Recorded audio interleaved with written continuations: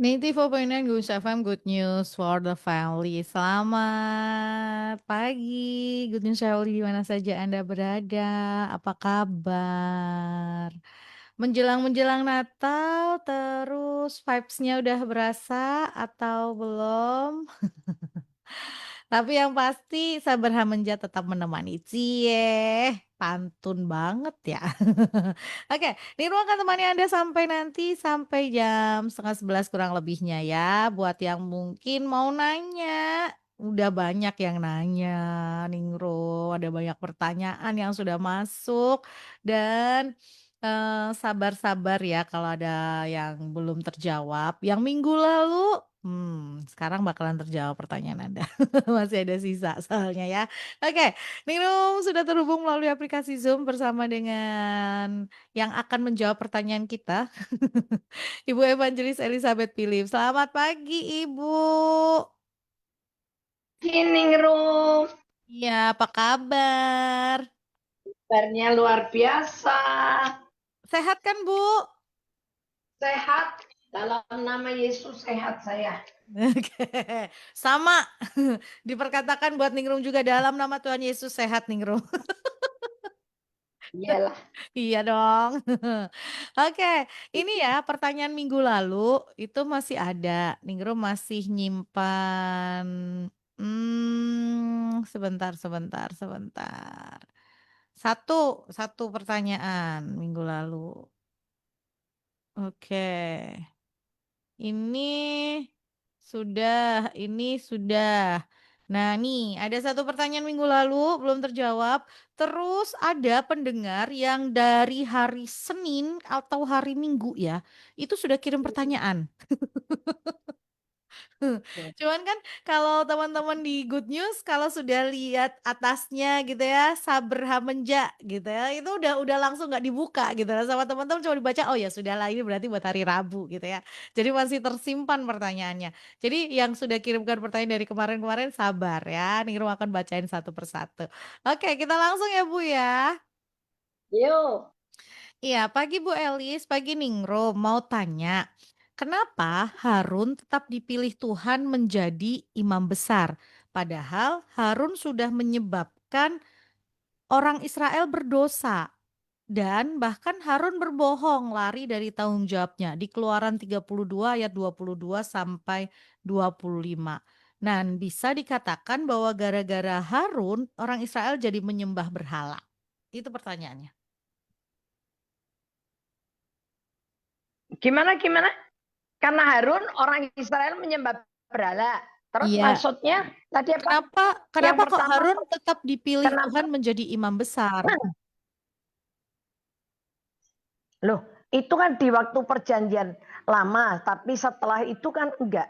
Cuman yang jadi imam besar kita sekarang itu Yesus. Hmm, Makanya gini, segala sesuatu yang dari dunia manusia ini begini biasa, itu nggak ada yang sempurna, nggak ada yang bisa, ya hmm, kan? Nggak ada yang bisa jadi apa namanya eh, imam, ya apalagi imam besar, hmm. ya. Ibrani 4. Kita punya imam besar yang agung. Mm-mm. Yesus sebagai imam besar itu. Ya, coba Ya, dari ayat 14 ya. 14 sampai 14 15 ya. Ya. Karena kita Sampai 16. sekarang mempunyai imam besar agung yang telah melintasi semua langit, yaitu Yesus anak Allah, baiklah kita teguh berpegang pada pengakuan iman kita. Sebab imam besar yang kita punya bukanlah imam besar yang tidak dapat turut merasakan kelemahan-kelemahan kita. Ya, Sebaliknya, sama dengan kita, ia telah dicobai, hanya tidak berbuat dosa. hanya tidak berbuat dosa. Bedanya Imam Agung, Harun imam besar itu agung ya. Mm-mm. Tapi kalau Yesus ini merasakan penderitaan yang kita alami, tapi Yesus tidak pernah berbuat dosa. Ya, ya. Memang segala sesuatu tuh kalau nggak dari Tuhan itu sulit ya.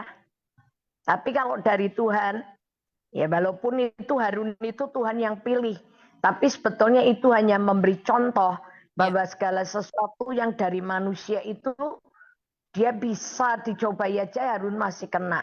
Tapi ya, kalau Yesus yang dari surga datang ke dunia, hanya dia satu-satunya yang tidak berdosa. ya, Dicobai sama, ngalami penderitaan sama dengan kita. Tapi ya. Yesus itu Berbuat. tidak berbuat dosa. Ya, Ya, ya. Ya, jadi Harun itu sebagai contoh yang diberikan Tuhan gitu kan, pendahuluannya contoh yang diberikan Tuhan bahwa kalau dari manusia itu mau bagaimanapun tetap dia bisa berbuat dosa gitu ya. Buktinya ya, apa? Harun sebelum ditabiskan jadi imam besar dia harus dikuduskan dulu loh, ada korban penebusan dosa ya Bu ya. ya. Ya, yang harus diberikan pada waktu itu gitu ya, pada waktu sebelum dia ditabiskan sebagai imam besar. Nah, tapi digenapinya di dalam Ibrani 4 ayat 14 Sudah 15 itu. sudah dikuduskan gitu aja masih bisa berbuat dosa Ya, kan? betul. Jadi terus kemudian digenapinya ini loh imam besar yang ini tidak. Nah, seperti ini loh yang bisa membawa doa kita, menghantar doa kita kepada Bapa di surga. Ya, itu loh yang seperti ini tuh yang bisa bawa kita kepada Tuhan. Gitu ya. Ini loh imam besar ini yang jadi pengantaranya yang benar. Gitu. Oke, Iya. semoga jelas pertanyaan dan jawabannya sudah ya, udah dijawab. Kalau mau dicatat di Ibrani 4 ayat 5, 4 ayat 14 dan 15. Lanjut, ini yang sudah kirim pertanyaan dari hari Minggu, ternyata Minggu pagi. sampai 16 ya Ningrum. Iya, lengkapnya sampai 16, Bu. 14 sampai 16. Iya. Oke, lanjut. Pagi Bu Elis, pagi Ningrum. Mau Pagi nanya, tolong tanya, apakah ada dosa besar dan dosa kecil di hadapan Tuhan? Terima kasih. di hadapan Tuhan dosa yang namanya dosa ya dosa. Nggak Hmm. ada dosa besar atau kecil. Mm-mm. Kecil berbuat dosa kecil itu ya dosa. Mm-mm. Berbuat dosa besar dalam pengertian membunuh orang itu sama. Misalnya bunuh kan itu pakai pisau, pakai Mm-mm. pistol, pakai apa, senjata gitu ya. Mm-mm. Orang mati. Tapi ada banyak orang yang membunuh dengan lidah. Perkataannya itu mematikan harapan orang, itu dosa. Sama. Mm-mm. Ya. Ya, jadi dosa besar sama kecil sama. Nggak ada Dosa. dosa besar, dosa kecil. Jadi kalau orang itu mungkin mikirnya dosa besar itu membunuh tadi ya, membunuh gitu ya, menipu gitu. Itu dosa besar. Tapi kalau dosa kecil, gosip atau nyinyir itu dosa kecil gitu. Enggak juga. Tetap Iya. aja dosa. Tuh. Tidak ada dosa besar, dosa kecil. Lanjut ya. Jelas nih pertanyaannya sudah dijawab. Lanjut. Yang mau kirim pertanyaan boleh. Masih boleh? Masih. Walaupun nanti kita jawabnya ada banyak pertanyaan gitu. Gak apa-apa ya. Tapi pasti tetap dijawab. Lanjut.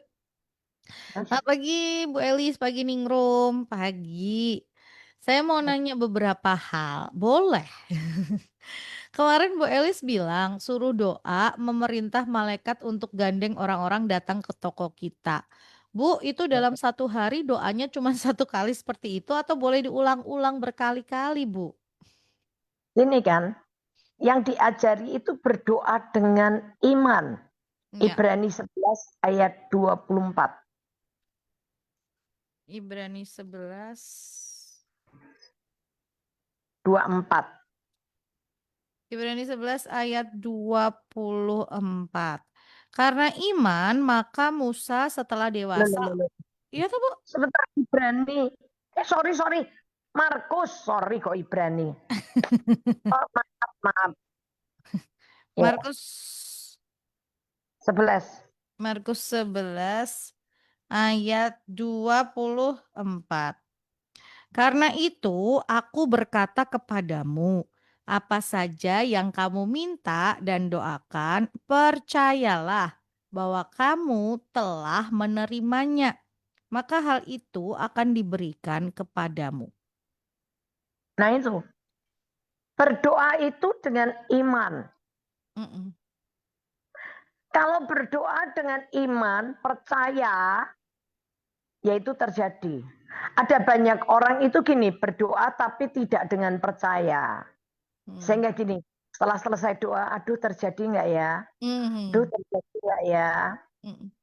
Ini beneran apa enggak ya? Gitu kan. Makanya kalau berdoa pakai suara. Mm. Dalam nama Yesus, Ya. aku perintahkan malaikat untuk keliling ke seluruh penjuru mata angin. Gandeng dan bawa orang-orang yang mau beli ke warungku dengan bayar dengan uang tunai, nggak ada yang ngutang, cash itu dalam nama Yesus. Ya udah, percaya aja. Merintahkan malaikatnya boleh berkali-kali, Mm-mm. sehari boleh berkali-kali. Saya kalau mau nge-charge mobil saya sebelum ini saya bilang, Tuhan, dalam nama Yesus, aku minta malaikat Tuhan rest area 207. Ya, SKP SKPLU-nya yang 200 kosong. Maksudnya tidak ada mobil yang Lagi. masuk. Mm. Nanti setelah aku selesai baru berdatangan. Itu betul loh. Mm. Tuhan siapin loh. Mm. Tempat chargernya itu. Mm-mm. Saya kalau dapat yang 200 gitu seperempat jam udah penuh mobilku. Mm. Tapi kalau nanti baru ngecharge tiba-tiba ada mobil yang masuk, wah sudah jadi paruan. Mm. Kalau 3, oh udah 200 bagi 3, jadi kecil gitu loh. Mm-mm. Itu bisa lama. Ya, jadi perintahin malaikat. Sepanjang jalan pokoknya apa aja yang kita perluin, butuh parkir supaya dapat parkir yang apa. Ya malaikat memang di roh-roh yang disediakan untuk melayani kita dengan keselamatan kok. Yeah. Ibrani 1 ayat 14. Ibrani 1 ayat 14. Bukankah mereka semua adalah roh-roh yang melayani, yang diutus untuk melayani mereka yang harus memperoleh keselamatan? Nah itu dia. Ya udah. Jadi nggak salah karena memang malaikat itu diciptakan untuk melayani kok. Bukan untuk disembah, untuk melayani. Ya. Ya, Oke. Tuhan berkati. baik. Tuhan berkati. Lanjut. Bu, ada gereja yang mengajarkan setiap kali ibadah harus ada perjamuan suci. Apakah itu benar dan sesuai firman, Bu? Dan tiap hari di rumah suruh perjamuan suci juga. Ya, apa ya? Kalau menurut saya kalau sudah menjadi satu tradisi atau kebiasaan, Mm-mm. maknanya tuh hilang. Ya. Kalau kita masih bisa melakukan tiap hari, Mm-mm. nggak masalah, asal tidak kehilangan makna. Ya. Yang penting tidak kehilangan makna. Ya. Yesus bilang, setiap kali kamu melakukan itu sebagai peringatan aja. Lah selama itu ya. Ya. Itu kan sebagai sebuah peringatan aja untuk kita mengingat. 1 Korintus 11 kalau nggak salah. Ayat 24. 1 Korintus 11 ayat 24. 1 Korintus 11 ayat 24. Dan sesudah itu ia mengucap syukur atasnya. Ia memecah-mecahkannya dan berkata, inilah tubuhku yang diserahkan bagi kamu. Perbuatlah ini menjadi peringatan akan aku. Perbuatlah ini sebagai peringatan akan Yesus. Ya. Bahwa Yesus itu sudah mati nanggung dosa kita. Kalau kita melakukannya dengan apa ya, nggak Ritual. kehilangan maknanya ya nggak ada masalah. Iya. Karena tidak ada penentuan itu harus dilakukan sebulan sekali, Sebulan 2 setahun bulan. sekali, Iya, iya, iya. atau seminggu sekali atau apa nggak ada. Ya Iya. yang penting lakukan itu sebagai peringatan Untuk akan Yesus gitu. ya. Untuk kita mengingat lagi. Tapi kalau kita melakukannya hanya sebagai sebuah ritual dalam tanda kutip, ya itu udah keliru ya, Bu. Ya, kayaknya kalau sudah nggak melakukan perjamuan suci gitu, Iya. kayaknya nggak serk. Eh, Kayak orang ada yang jadi kayak kehilangan iman gitu loh. Iya, Jadi betul. bersandar kepada ini fisik ini lagi. Ya. Terus nanti kalau nggak melakukan perjamuan kudus merasa, aduh, apa aku belum nih gitu ya, merasa berdosa lah atau merasa apa, ya balik lagi gitu ya. Padahal sebetulnya perjamuan itu kita mengingat kembali bahwa Yesus itu sudah menebus dari dosa yang lalu gitu, dosa-dosa kita. Itu ya. Lanjut, Bu, kenapa Ya, berkat kadang bisa membuat kita jauh dari Tuhan?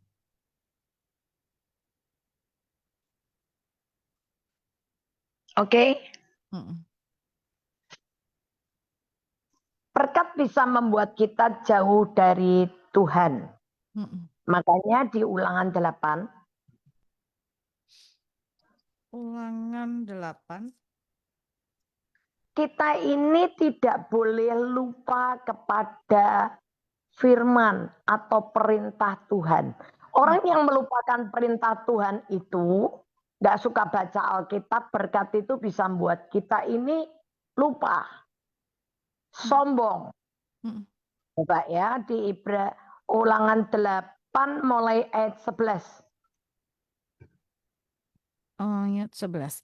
Hati-hatilah supaya jangan engkau melupakan Tuhan Allahmu dengan tidak berpegang pada perintah, peraturan, dan ketetapannya yang kusampaikan kepadamu pada hari ini. Terus, Dan supaya apabila engkau sudah makan dan kenyang, mendirikan rumah-rumah yang baik serta mendiaminya, dan apabila lembu sapimu dan kambing dombamu bertambah banyak, dan emas serta perakmu bertambah banyak, dan segala yang ada padamu bertambah banyak, jangan engkau tinggi hati sehingga engkau melupakan Tuhan Allahmu yang membawa engkau keluar dari tanah Mesir dari rumah perbudakan. nah ya, tinggi hati itu tanda orang Ya. yang lupa, Hmm. melupakan Tuhan. Ya. Bahwa segala sesuatu kita bisa jadi kelimpahan ini karena Tuhan. Yang bisa orang melupakan Tuhan hanya gara-gara itu aja. Apa namanya, dia Ya. tidak memegang perintah. Perintah dan peraturan dan ketetapannya. Jadi kalau orang tadi yang ditanyakan apa harta ya? Hmm, berkat berkat membuat kita jauh dari Tuhan. Ini kan yang Iya. Nah itu kalau dibaca sebelumnya kan itu. Jika mm-mm. keadaan kambing dombamu bertambah banyak, wes oke iki. Ya diberkati Tuhan. Makanya pencobaan itu dua. Orang miskin atau kaya. Orang dicoba itu bukan cuman ketika orang itu miskin tok loh. Mm-mm. Justru banyak orang yang juga setelah kaya, oh lupa. Ya. Itu kena pencobaan. Karena bisa berkata, ini aku bisa gini karena aku sing kerja. Misalnya gitu. Mm-mm. Coba aku ndak kerja, mosok aku bisa begini. Misalnya gitu. Ya. Ya. Gampang lupa sama Tuhan. Ya. Kalau di ayat yang ke-16 17-nya diingatkan balik. Sebetulnya kalau bukan Tuhan yang memberi kekuatan kepada kedua tangan kita untuk mengambil kekayaan, kita nggak mungkin bisa kaya. 16-17-nya. Ningrum. Dan yang di padang gurun memberi engkau makan mana yang tidak dikenal oleh nenek moyangmu, supaya direndahkannya hatimu dan dicobainya engkau hanya untuk berbuat baik kepadamu akhirnya. Maka janganlah kau katakan dalam hatimu, kekuasaanku dan kekuatan tanganku lah Dalam yang... hatimu, hati lo, batin we ndak boleh lo. Iya, batin. Kekuasaan. Kekuasaanku dan kekuatan tanganku lah yang membuat aku memperoleh kekayaan ini. Padahal harusnya 18. Tetapi haruslah engkau ingat kepada Tuhan Allahmu, sebab dialah yang memberikan kepadamu kekuatan untuk memperoleh kekayaan dengan maksud meneguhkan perjanjian yang diikrarkannya dengan sumpah kepada nenek moyangmu seperti sekarang ini. Nah itu dia. Ya. Makanya kita tuh nggak pernah boleh jauh dari firman. Orang yang tidak berpegang kepada perintah, ketetapan dan peraturan Tuhan akan gampang menjadi orang yang kilaf. Lupa daratan. Lupa diri. Itulah. Ya. Lupa diri. Jadi kalau orang, artinya gini Bu, artinya kalau dia diberkati, dia jangan sampai tinggalkan kebenaran firman Tuhan.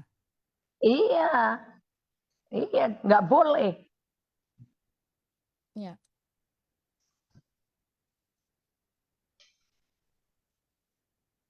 Kita harus selalu melekat kepada pokok anggur yang benar.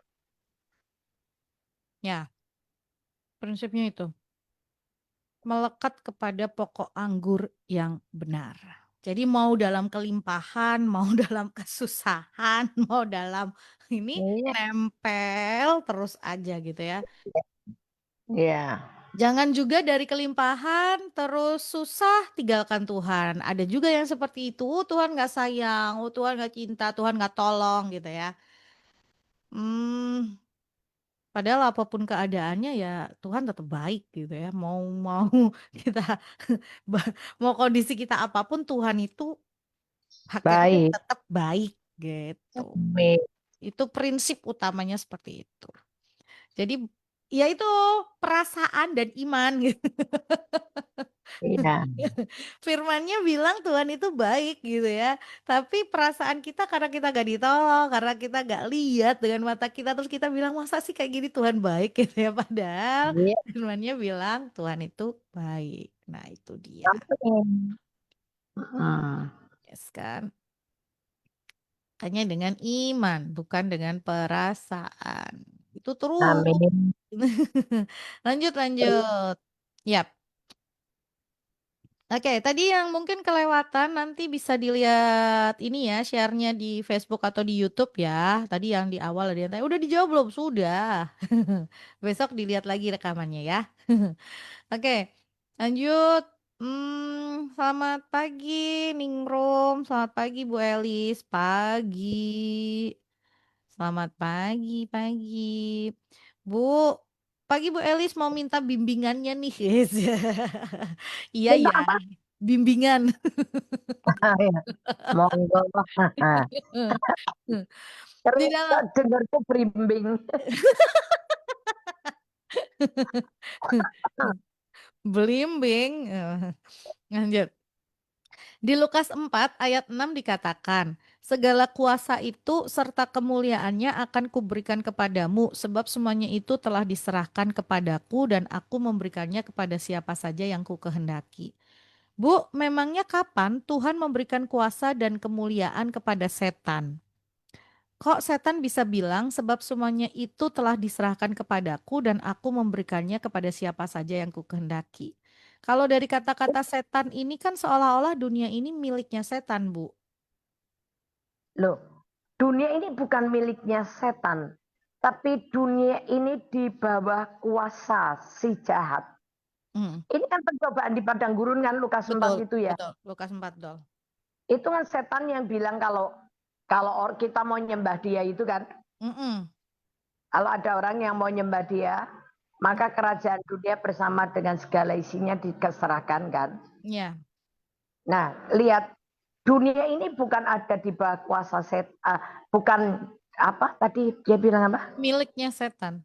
Bukan milik, tapi ada di bawah kuasa. 1 Hmm. Yohanes 5 ayat 19. 1 Yohanes ya, Ya, surat surat ya. 1 Yohanes 5 ayat 9. 19. Kita tahu bahwa kita berasal dari Allah dan seluruh dunia berada di bawah kuasa si jahat. Jadi dunia ini ada di bawah kuasa si jahat. Hmm. Tapi ketika saudara dan saya percaya Yesus, Tuhan telah memberikan kuasa kepada kita, kuasa di surga dan di bumi yang ada pada Yesus itu diserahkan kepada kita. Hmm. Jadi setan berkuasa nggak sama kita? Enggak. Hmm. Ya. Enggak. Ketika kita percaya Makanya kepada Yesus. ya Matius 28 ayat 18, segala kuasa di surga dan di bumi. Matius 28 ayat 18 itu, Bu. Ya, 18. Yesus mendekati mereka dan berkata, "Kepadaku telah diberikan segala kuasa di sorga dan di bumi. Karena itu pergilah itu." Ya. Nah, segala kuasa di surga dan di bumi itu yang ada pada Yesus diwariskan kepada kita. Diwariskan kepada kita. Bahwa kita yang menerima warisan itu. Roma 8:17. Bahwa kalau kita menjadi anak Allah, kita ini mewarisi. Jadi ahli waris. Roma 8 ayat 17. Dan jika kita adalah anak, maka kita juga adalah ahli waris. Maksudnya orang-orang yang berhak menerima janji-janji Allah. Iya. Jadi segala kuasa di surga dan di bumi yang ada pada Yesus itu diwariskan ke kita. Nah, karena kita terima kuasa yang meliputi surga dan bumi, maka Tuhan juga memberikan kuasa kan di Matius 18. Tuhan bilang, apa yang kamu ikat di dunia terikat di surga. Matius 18.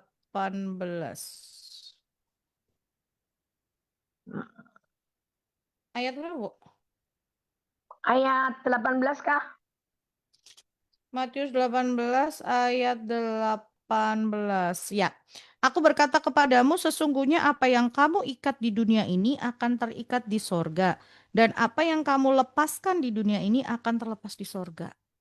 Jadi dalam hidup kita orang yang percaya kepada Yesus, setan tuh nggak punya hak atas hidup kita. Setan ora doyan demit orang dulit. Nggak bisa berkuasa atas hidup kita. Justru kita dikasih Tuhan otoritas untuk kembali memerintah bumi.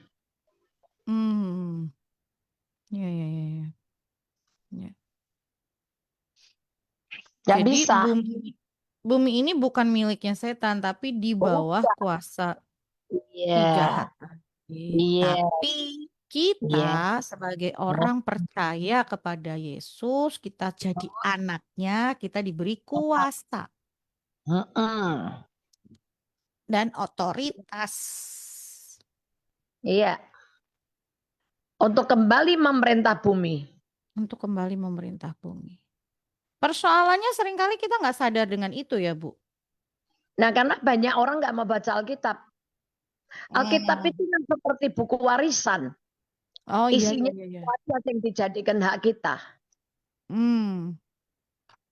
Oh, jadi Saya kita ngerti bagian kita apa gitu ya. ya, maka jujur kata, saya jadi hamba Tuhan 46 tahun, 40 tahun, saya nggak pernah minta-minta walaupun saya nggak pernah punya gaji. Saya nggak pernah punya gaji. Aku nggak terima bayaran. Tapi Tuhan pelihara saya dengan cara Tuhan yang ajaib. Kenapa? Saya ngerti otoritas ini. Dan saya nggak ngenger, saya nggak minta-minta, saya nggak mau jadi pengemis.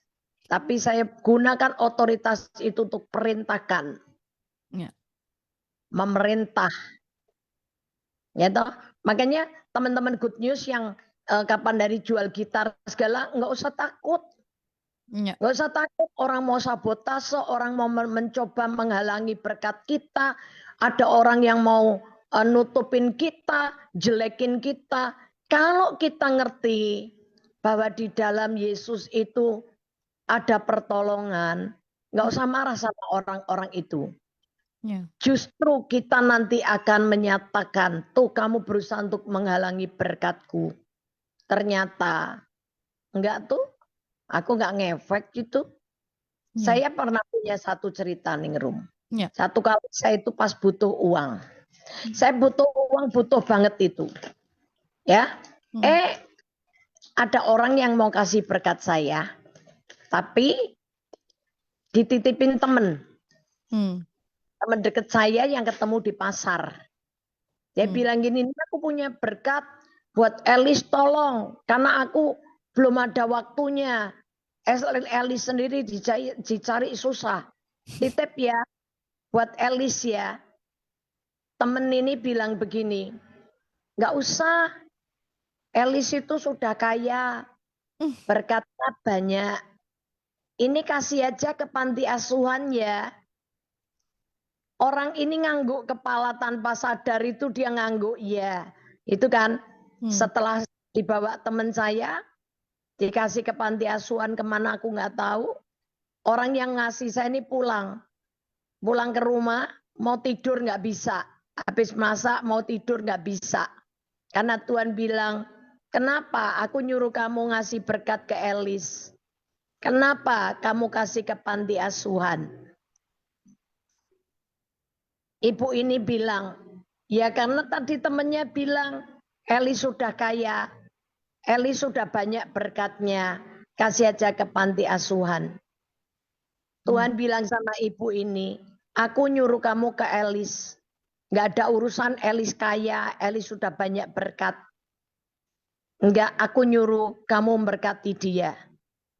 Dia sudah kaya, dia diberkati karena dia harus menggenapkan janjiku. Orang menabur akan menuai. Sekarang berkat itu harus kamu serahkan ke Elis. Akhirnya ibu ini nggak bisa tidur. Dia ngambil duit lagi sejumlah yang tadi dikasih. Dia datang ke rumah saya, kasih saya. Saya baru tahu ceritanya. Oh ternyata aku dijegal sama temanku sendiri. Teman saya berusaha untuk menutupi berkat saya, menghalangi berkat saya. Tapi ternyata kalau memang sudah hak saya, mana ada orang. Saya justru dengan peristiwa itu saya nggak marah sama teman saya. Saya justru berterima kasih. Saya menggenapkan Wahyu 3. Kalau Tuhan sudah buka, siapa yang bisa tutup pintu? Tapi kalau Tuhan sudah tutup pintu, siapa yang bisa buka? Nggak ada. Jadi saya justru ngalami tergenapinya firman itu. Saya nggak marah. Sampai hari ini saya baik sama teman saya. Yep. Tuh ya. Jadi tadi baca firman biar kita tahu bagian kita itu apa. Yes. Rahasianya banyak, warisannya banyak.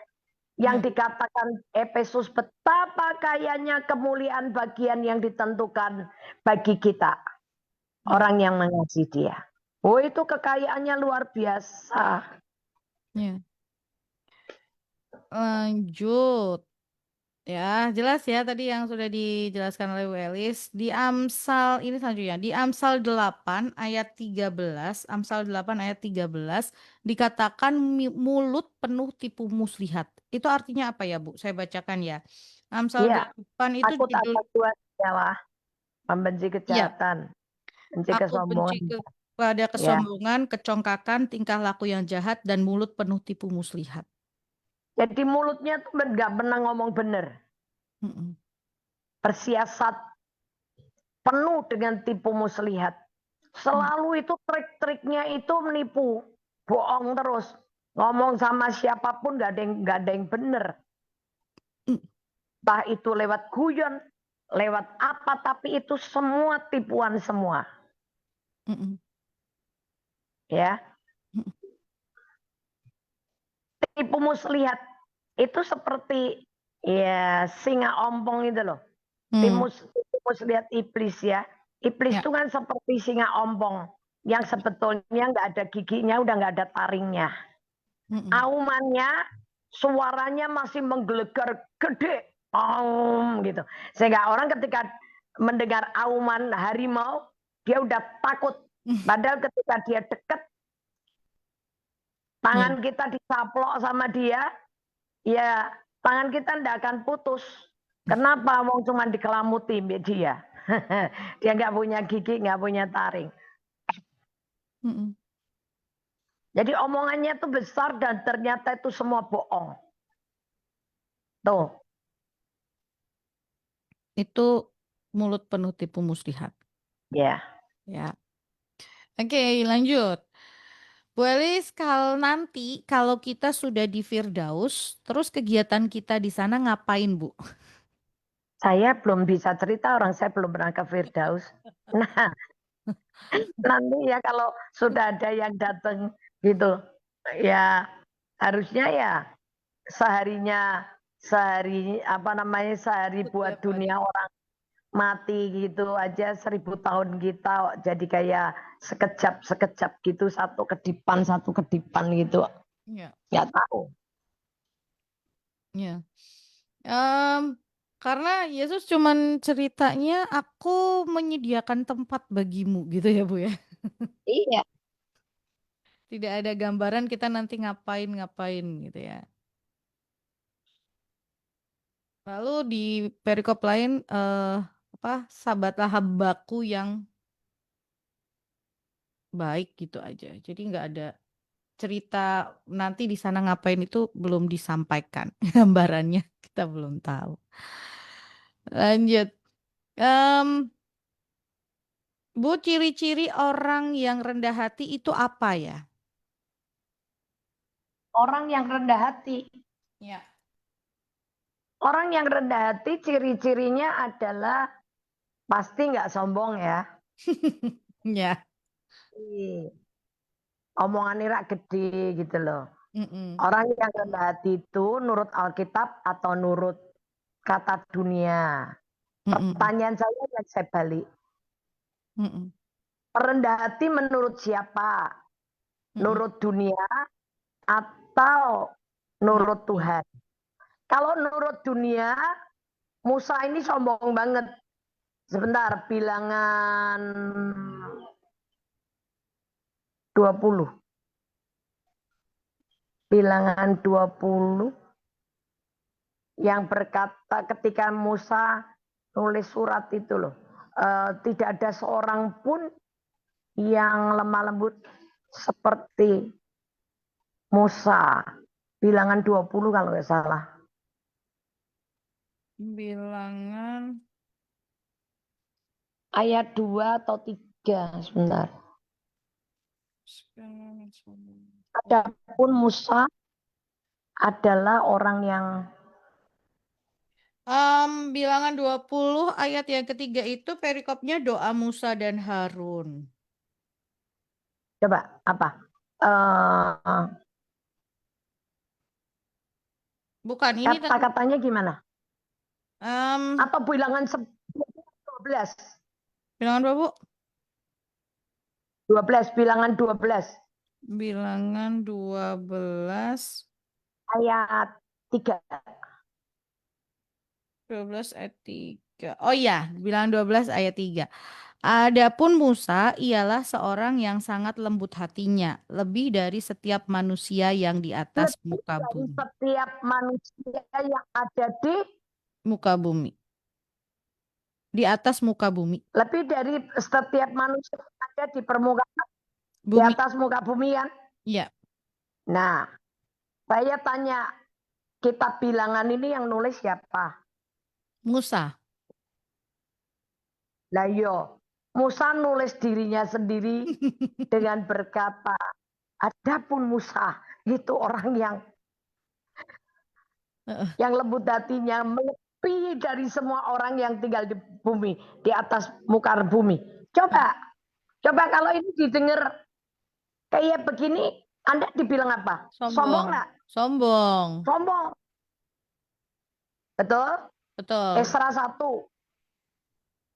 Sekarang di Esra 1. Esra 1 ayat Esra 1 mm-mm. ayat 2-3. Hmm, Esra 1. Beginilah firman Tuhan. Beginilah Ya. perintah Kores. Nah, Beginilah perintah Kores Raja Persia. Segala kerajaan di bumi telah dikaruniakan kepadaku oleh telah Tuhan, dikaruniakan kepadaku oleh Tuhan Allah semesta langit. maaf, Ia terus menugaskan aku untuk mendirikan rumah baginya di Yerusalem yang terletak di Yehuda. coba kalau dengar gini lagi, kelihatan arogan nggak? Arogan banget. Mulai ya. Tapi di hadapan Allah ini justru dianggap suatu kerendahan hati. Orang yang rendah hati itu orang yang berani menerima perkataan Tuhan lebih daripada apa kata dunia. Kalau ini hal gini kayak Musa dan Esra gini, kita justru sama orang dunia dibilang sombong loh. Ya. Sekarang Lukas 1, Maria. Nyanyian Maria di ayat 40. Ayat 48 itu mulainya. 48. Sebab ia telah memperhatikan kerendahan hambanya. Lihat kerendahan hati hambanya. Hmm. Kok Maria mengakui bahwa dia rendah hati? Kerendahan hati hambanya. Dia bicara tentang dirinya dia loh. Ya. Di mana letak kerendahan hati Maria? Ketika dia berkata, sesungguhnya aku ini hamba Tuhan. Terjadilah kepadaku menurut perkataanmu itu. Ya. Jadi kerendahan hati menurut Tuhan itu ketika kita berani berkata ya kepada firman. Itu rendah hati. Ya. Tapi itu kesombongan bagi dunia. Ya. Nangkep nggak nih ya? Nangkep, nangkep, nangkep. Oke. Nah Apa sekarang yang Anda mau hati Mm-mm. menurut siapa? Ya kan? Ya. Di Mazmur 25, Mm-mm. kerendahan hati itu ada standar. Mm-mm. Ada ukuran sesuainya dengan ukurannya yang siapa. Mazmur. Mazmur 25 ayat 9. Ia membimbing orang-orang yang rendah hati menurut hukum. Dan Menurut hukum, bukan menurut feodal. Mm-mm. Kalau orang Jawa itu banyak yang nak jalan di depan orang mungguk-mungguk. Ya, Mungguk-mungguk gitu ya. ya. Permisi, permisi, permisi sambil bongkok-bongkok gitu kan. Mm-mm. Itu kerendahan hati menurut feodal. Karena Mm. zaman feodal itu kalau orang mau lewat di depan Prabu. pejabat Mm-mm. atau penguasa harus nunduk-nunduk. Mm. Padahal tangannya gegem. Mm. Ya, oke. Semoga menjawab ya, kerendahan hati menurut hukum. Ya. Menurut hukum, menurut apa? Menurut firman Tuhan. Hukum apa firman Tuhan? Iya, Baliknya ke hukum situ ya, Bu. Tuhan ngomong apa? Hukumnya Tuhan ngomong apa? Ya, itu rendah hati. Lanjut. Bu, di Mazmur 1 ayat 1 dikatakan tidak duduk dalam kumpulan pencemooh. Itu artinya apa? Kita tidak bergaul, duduk itu kan banyak bicara, Hmm, banyak ngobrol, ya. orang pencemooh. Hmm, Nah, kalau kita ini suka ngobrol dengan pencemooh, pencemooh itu kurang ajar perilakunya, nggak sopan. Ada sih di Amsal pencemooh, cuman saya lupa Amsal berapa ya, 18 kah atau berapa, itu dibilang pencemooh itu orang yang suka merendahkan orang lain. Yang kurang ajar dan sombong itu pencemooh. hmm, Kriterianya di situ. Sombong, suka gini misalnya, alah serak mungkin misalnya gitu. Lah kok yang ngono? Apa iso misalnya? Ya, hal begitu-begitu. ya. Gak tahu di Amsal 18 kah atau itu ada pencemooh itu seperti itu, baca sendiri deh, cari deh. Ada kok di Alkitab kok pencemooh itu orang kayak apa. Ya. Ya, jadi kalau mungkin buat Anda, kenapa kok kita tidak boleh duduk dalam kumpulan pencemooh itu, baliknya itu ke ayat pergaulan yang buruk merusakkan kebiasaan yang baik. Ya kan? Kita duduk di situ mungkin awalnya cuma mendengar, terus lama-lama kita jadi ikut-ikutan. Lanjut ya. Ini firman Tuhan itu sebetulnya tadi ya, seperti disampaikan oleh Bu Elis, komplit, plit, plit. Iya. Mau ngomongin Oh, tentang 21 24 nih Rum. Amsal, 21 24.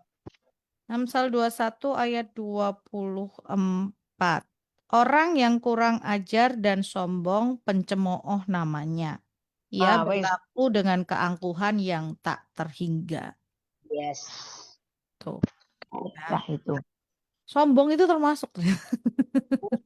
Betul. Oke, lanjut. Bedanya orang benar dengan orang baik itu apa ya, Bu?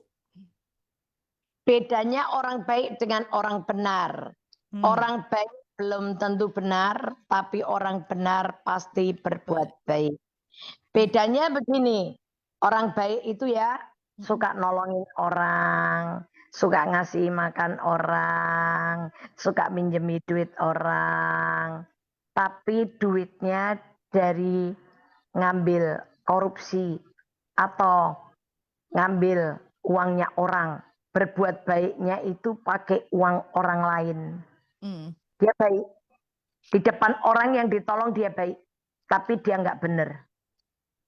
Karena yang dipakai buat nolong-nolong itu bukan uangnya dia sendiri, mm-mm. tapi uang orang lain. Ya. Tapi kalau orang benar itu memberi dari apa yang ada. Mm-mm.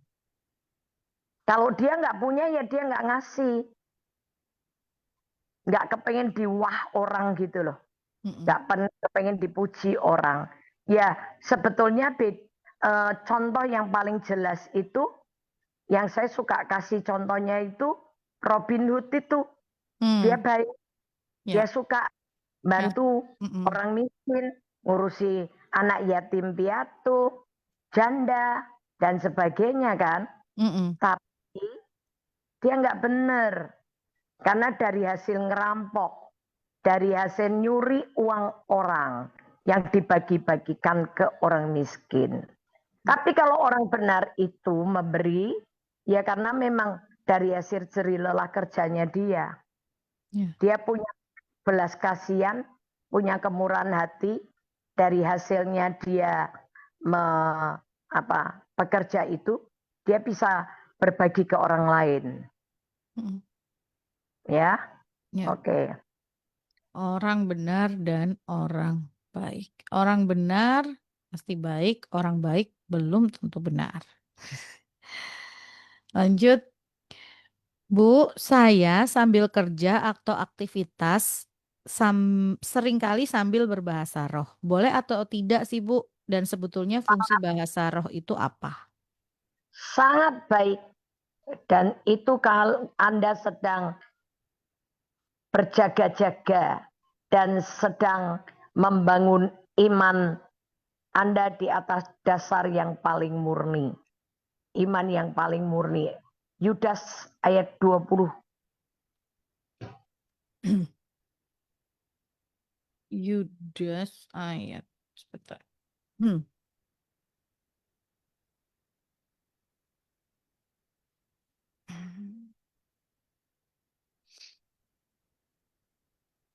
Yudas ayat 19 apa 20? 19. Oke. Oh, 20. Akan Nah, tetapi itu. ya. Akan tetapi kamu saudara-saudaraku yang kekasih, bangunlah dirimu sendiri di atas dasar imanmu yang paling suci dan berdoalah dalam Roh Kudus. Ya, ketika Anda berdoa dalam Roh Kudus, sebetulnya Anda sedang membangun imanmu di atas dasar yang paling suci. Dan ketika Anda berbahasa roh terus itu, sebetulnya Roma 8:26, tanpa Anda sadar, Anda sedang berdoa berkeluh kesah kepada Bapa dengan keluhan yang tidak terucapkan. Roma 8 ayat 26. Demikian juga Roh membantu kita dalam kelemahan kita, sebab kita tidak tahu bagaimana sebenarnya harus berdoa. Tetapi Roh sendiri berdoa untuk kita kepada Allah dengan keluhan-keluhan yang tidak terucapkan. Nah, itu kegunaannya. Ya. Efesus 6. Efesus 6. 6 Ayat 18 kah? Efesus 6 ayat 18. Dalam segala doa dan permohonan, berdoalah setiap waktu di dalam roh dan berjaga-jagalah di dalam doamu itu, dengan permohonan yang tak putus-putusnya untuk segala orang kudus. Nah itu dia. Kalau Anda bisa bekerja sambil berbahasa roh terus, luar biasa. Ya, betul. Ya, Anda sedang berdoa senantiasa kepada Allah dengan bahasa rahasia Ya, yang nggak dimengerti, yang tidak bisa dimengerti oleh setan. ya, Nggak bisa dimengerti sama setan, yang tahu cuma roh Anda dengan roh Tuhan. 1 Korintus 14 ayat 2 kalau nggak salah. 1 Korintus 14 ayat 2. 1 Korintus 14. Siapa yang berkata-kata dengan bahasa roh tidak berkata-kata kepada manusia, tetapi kepada Allah. Sebab tidak ada seorang pun yang mengerti bahasanya. Oleh roh ia mengucapkan hal-hal yang rahasia. Ya udah. Ya, Itu bagus banget kalau bisa terusan begitu. ya. Sambil kita bekerja, sambil kita apa gitu ya. Sambil Malah, nyetir mobil, sambil nyuci pakaian, sambil masak, sambil apa. malah sebetulnya kita berkomunikasi terus-menerus gitu. Yes. Berkomunikasi terus-menerus seperti itu. Cuman kadang-kadang kita terabaikan atau terlewatkan. Oke. Jelas ya, muka ya. Lanjut. Di dalam Yosua 1 yang dimaksud kuatkan dan teguhkan hatimu itu apa ya, Bu? Kuatkan dan teguhkanlah hatimu tuh sebetulnya bicara tentang iman, mental kita, hati kita supaya teguh dan kuat. Mental kita sebetulnya, iman kita. Ini ada kaitannya dengan tadi kita sudah diberikan kuasa gitu nggak sih Bu? Kuatkan dan teguhkan hatimu untuk kita sadar bahwa kita sebetulnya punya kuasa. Loh, ya makanya kalau dibaca ayat itu, lanjutin. Kuatkan dan teguhkanlah hatimu dengan sungguh-sungguh. Dengan apa? Nah itu lanjutin aja. Sampai dengan ayat yang ke-8. Jangan engkau lupa merenungkan dan memperkatakan kitab Taurat. Kembali lagi kita meneguhkan iman kita itu. Buat iman kita itu kokoh dan kuat. Hanya lewat apa? Firman 4M. Tuhan. Membaca, merenungkan, memperkatakan, dan melakukan firman. Ya. Itu aja. Ya. Itu adalah kuatkan dan teguhkan. Caranya gitu ya. Gimana? Itu sebetulnya Tuhan berfirman pada Yosua, itu kalimatnya ya Tuhan berfirman pada Yosua tapi dikasih kasih caranya gimana? Ayat 8 itu gitu ya. Janganlah engkau lupa memperkatakan kitab Taurat ini, tetapi renungkanlah itu siang dan malam. Gitu. Ya. Itu ada dari ayat 6 sampai ayat 9. Itu ada 3 kali. Ya. Kata teguhkan dan kuatkanlah hatimu dengan sungguh-sungguh. Berarti itu betapa pentingnya iman itu. Ya. Hati yang teguh, kokoh, kuat. Caranya gimana? Jangan lupa engkau memperkatakan kitab Taurat ini, gitu ya. Jangan lupa untuk memperkatakan firman Tuhan. Lanjut. Ayat ini. Firman berkata, apa yang kita tabur pasti kita tuai. Dulu waktu saya masih jadi karyawan, saya selalu jujur dan disiplin masuk kantor. Tidak pernah terlambat, tidak pernah ambil uang kantor sedikit pun. Tapi kenapa sekarang saat saya jadi bos, karyawan saya selalu tidak disiplin dan tidak jujur, sering mencuri. Padahal dulu saya tidak pernah menabur seperti itu, Bu. Tapi kenapa saya menuai seperti ini? Sebetulnya itu bukan ini. Anda harus mendidik. Anda jadi teladan, Anda didik karyawan Anda. Dimotivasi. Dimotivasi mereka. Supaya mereka itu jujur. Disiplin. Itu harus diajarkan. Tapi tuayan Anda bukan bukan cuma sama karyawan saja. Tapi keteladanan hidup Anda yang jujur, disiplin, dan takut akan Tuhan itu akan menjadi contoh buat karyawan-karyawan itu. Nah kalau ketahuan ada karyawan yang tidak disiplin, yang nggak jujur, mungkin bisa dipanggil dan diarahkan. Karena mungkin mereka tidak mengerti bahwa ada hukum tabur tuai yang satu kali mereka akan jalanin. Ini sebetulnya Tuhan sedang mau ngajar Anda untuk jadi guru, ngasih teladan, ngasih ajaran ke karyawan Anda. Ini artinya di pekerjaannya dia sekarang ketika dia jadi bos dia harus nabur duluan kan Bu? Nabur dia jadi disiplin dulu, jujur dulu. Ya. Maksudnya seperti itu. Kasih pengertian, kasih tadi ya Kalau dulu sebagai karyawan, tapi kalau sekarang kan dia justru jadi bos punya karyawan. Nah, apa yang dia udah lakukan itu harusnya diajarkan ke anak buahnya. Pagi sebelum kerja devotion, diajain aja karyawannya devotion, sharing. Itu terjadi impartasi rohnya di situ. Karena mungkin karyawannya bukan orang seiman ya. Bahkan saya perhatikan banyak orang yang seiman justru kerjanya kayak begitu nggak karuan. Ya. Oke, semoga jelas ya tadi yang disampaikan. Lanjut. Bu Eli, saya mau tanya, bedanya tinggi hati, congkak, dan sombong itu apa? Coba baca di kamus bahasa Indonesia ya. Itu jelas itu. Tinggi hati, sombong itu Congkak. kalau nggak salah pamer tentang kekayaan. Mm-mm. Tapi kalau tinggi hati itu lebih ke Cong- arogan gitu loh. Memandang remeh atau memandang Yang rendah yang ya, lain. ya. Tapi kecongkakan itu lebih ke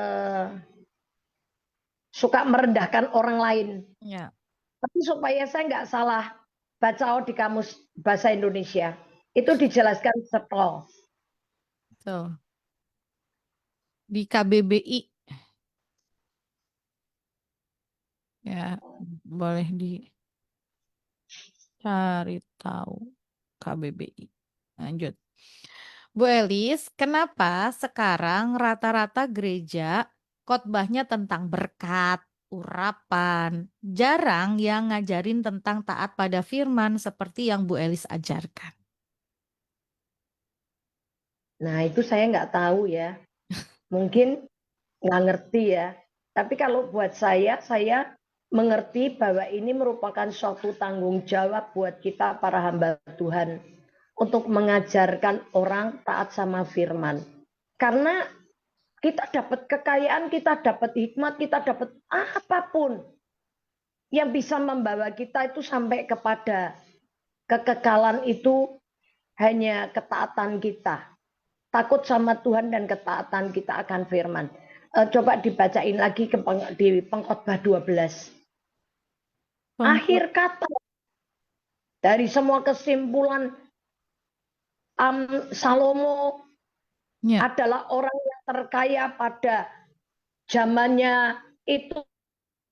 Tidak ada orang yang lebih kaya sampai sekarang pun nggak ada orang yang lebih kekayaannya yang lebih Salomo ya. mm-mm. Dia dapat hikmat, dia dapat semuanya. Tapi terakhir ketika Salomo mau mati itu dia ngomong begini. Pengkhotbah 12. Akhir kata dari segala yang didengar ialah takutlah akan Allah dan berpeganglah pada perintah-perintahnya, karena ini adalah kewajiban setiap orang. Nah itu dia. Kewajiban karena ini kewajiban setiap orang. Mm. Ya. Ya, nggak tahu saya juga nggak berani menghakimi karena orang masing-masing ya maunya gimana saya nggak ngerti. Mm. Tapi kalau buat saya pribadi karena saya nggak punya kepentingan yang lain, saya hanya kepengen ngajarin orang sebanyak-banyaknya jadi murid Yesus yang benar gitu aja. Ya. Jadi murid Yesus itu hanya sangkal diri dan pikul salib untuk melakukan perintah. Ya. Oke, itu ya. Ini balik lagi kembali ke masing-masing orang kan ya, karena itu pilihannya dia mau mengabarkan apa gitu kan. Yang Bu Elis pilih karena ini adalah tanggung jawab dan memang yang harus diwajib gitu ya untuk dikabarkan ya Ya, tentang hal. setiap orang. Mm-mm. Lanjut, Bu, semisal saya minggu ibadahnya online, apakah boleh? Saya ikut ibadah online gereja yang di luar kota karena saya merasa mendapat makanan rohani yang berbobot. Boleh, boleh aja. Cuman ibu jangan lupa bahwa ibu itu tinggal di kota. Ibu harus punya Tas. komunitas. Iya, dan ini hal yang gini-gini. Ini contoh hal yang paling paling sederhana. Mm-mm. Ada orang punya teman yang jauh gitu, tapi dia tidak membangun hubungan dengan tetangga. Padahal nanti kalau dia ada apa-apa, misalnya sakit, ada musibah apa, yang turun tangan tuh pasti tetangganya dulu. Ya, Tangkep ya. ya, Justru ibu dapat firman dari kota lain yang jauh itu membangun ibu. Kalau benar ibu terbangun imannya, ibu harusnya punya komunitas. Jadi berkat untuk orang di sekeliling tempat tinggal ibu, keluarga ibu.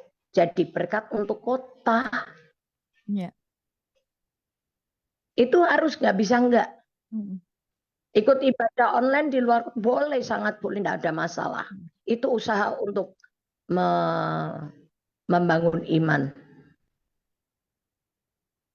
Ya.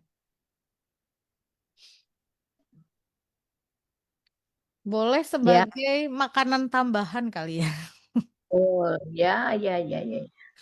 Sebagai makanan tambahan untuk memperkaya. Tetapi yang kita datang secara offline, datang ke gereja secara offline itu sebagai kita tadi membangun komunitas gitu ya. Kita masuk di dalam sebuah komunitas.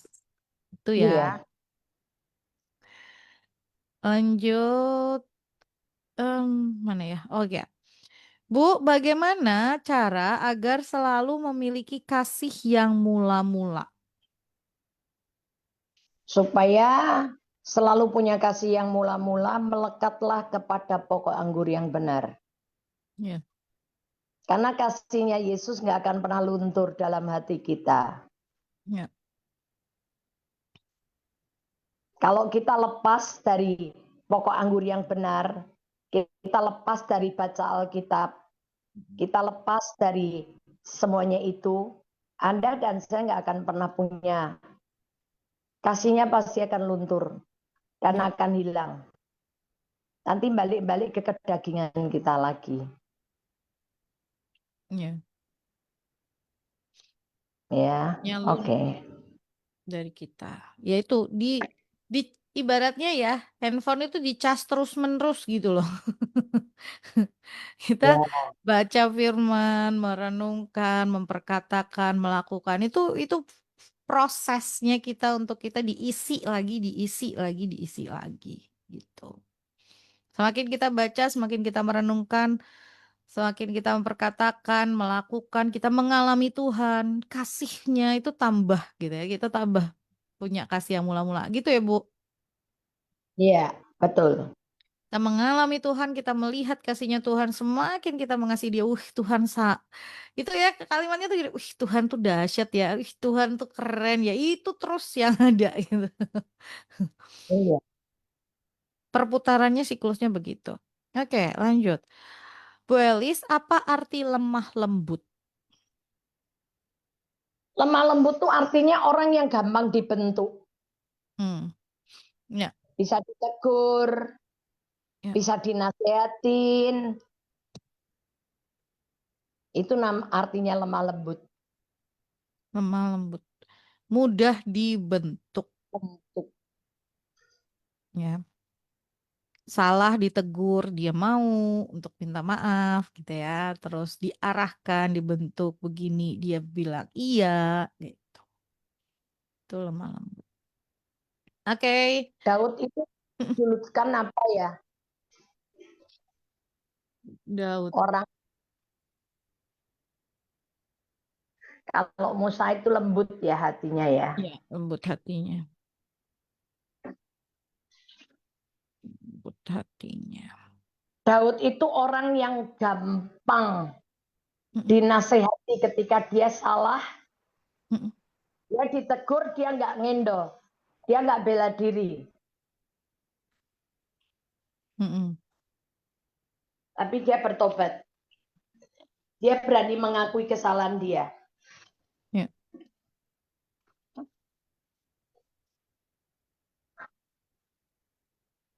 Dia berani mengakui kesalahan.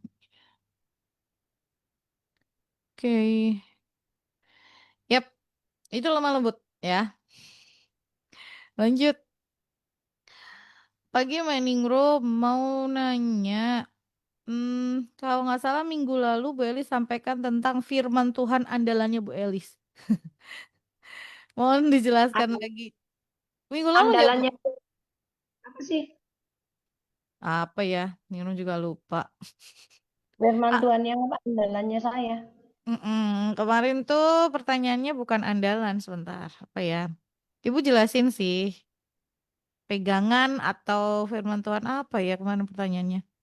Tiba-tiba saya kelupaan. Yang mana? Yang Saya mana? juga enggak. Nanti nih Rom liatin dulu ya di YouTube ya. Kalau udah ketemu nanti Nirum share deh ya. Janji-janji Nirum liatin.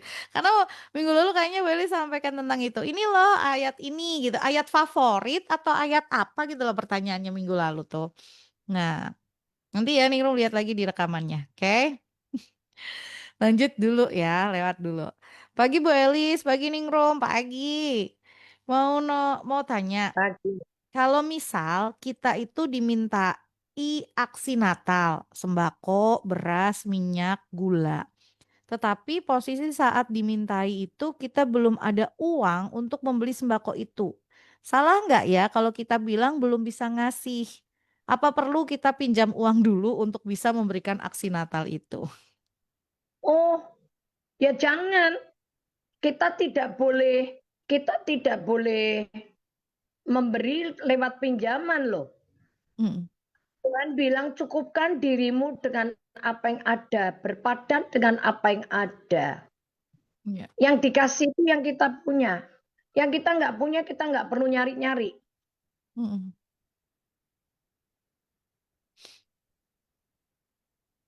Jadi nggak apa-apa ya Bu kalau misalnya bilang maaf belum Apa? bisa ngasih.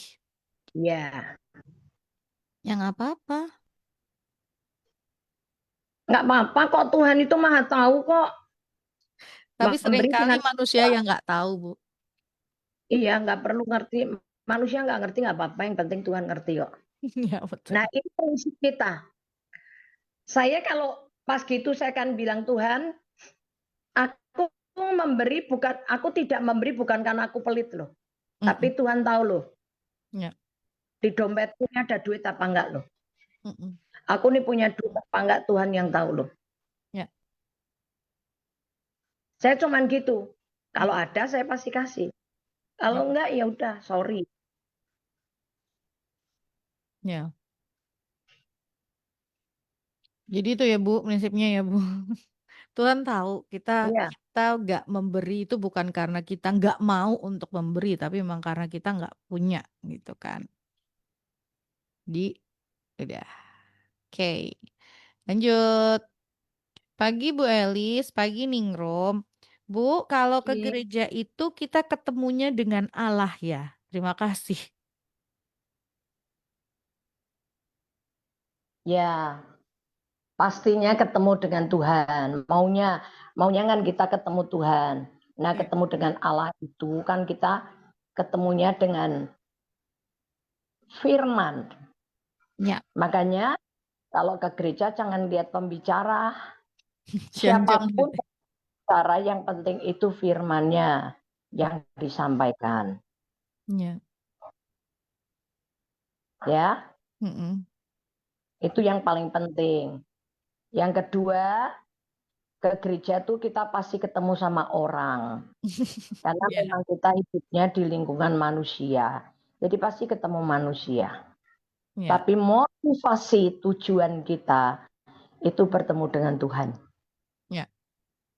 Ya, oke. Ya. Tuhan berkati. Jadi ketemu orang dengan modelan apapun, motivasinya kita ketemu dengan Tuhan. Iya. Karena seringkali orang Win. ekspektasinya tinggi gitu ya, ekspektasi harapannya gitu ya, cukup tinggi terus pengen ini itu ketemunya gitu. Nah ternyata, oh kok begini sih, kok begitu sih gitu ya. Jadi harapannya ketemu dengan Tuhan, mau apapun yang dilihat, ditemui pada kenyataannya, ya tetap hatinya tetap baliknya buat Tuhan gitu. Oke. Terus bentar. Oh, pertanyaannya selesai. Puji Tuhan. Puji Tuhan, Ningrum nggak utang pertanyaan. Sedih banget saya kalau ada yang ada yang masih tersisa gitu ya. Terus minggu depannya ditanya, Ningrum, pertanyaan saya tadi dibacain belum? Aduh, kalau misalnya kelewatan, aduh, yang mana ya gitu. Tapi ya, Good Ya, News Family biasanya itu kan kalau ini menjelang Natal gitu ya. Eh, ada yang ngomong Natal itu penuh gerejanya. Iya. Tapi yang pasti tetap ya, bukan cari perayaannya, bukan cari momennya, tapi tetap carinya Tuhan. Betul ya, Bu? ya maknanya. Yap.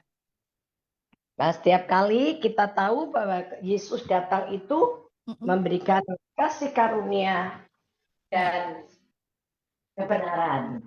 Yes. Jadi mengingatkan kita tiap hari tambah benar, Tuh. harus firman. Nah, Ya, besok ketika sudah nggak ada perayaan, ketika sudah nggak ada hingar-bingarnya, tetap carinya tetap Tuhan gitu. Wah, udah nggak seru gitu. perayaannya mengingat aja. Betul, betul. Jadi oh nggak seru lagi. Perayaan kan padahal sebetulnya hanya sebuah pengingat bahwa Tuhan hadir gitu. Hanya itunya, tapi yang pasti setiap hari gitu kan tadi ya 4M jangan lupa. Kita sudah mau mengakhiri tahun 2025. Cepat sekali. Cepat sekali. Bu, ada ini Ya, nggak yang buat tahun depan sesuatu? Biasanya Ningrum tanyain ini dari bulan November. Ini tahun ini kenapa Ningrum belum tanyain ya? hanya apa? Biasanya apa sih yang buat tahun yang akan datang? Apa yang perlu kita pegang gitu? Kalau tahun lalu, kalau nggak salah dari ya saya berapa ya Bu? Terang Tuhan terbit di atasmu itu tahun berapa ya? 23, 23. 2023 ya betul ya 2023. Kalau kemarin 2024 itu apa bangsa-bangsa mengalir kepadamu betul ya Bu? Enggak, itu tetap di 23. 23 ya? Nggak lupa. 24 itu kalau nggak salah itu hikmat ya. Iya. Oh iya iya iya iya iya iya iya ya, hikmat. Hmm. Bersandar jangan bersandar pada pengertianmu sendiri ya. Ya. Yes, betul, betul. Jangan bersandar pada pengertianmu sendiri. Itu buat 2025. Ibu 2431 bisa siaran? Nah, bisa. Nanti kita janjian. Hmm.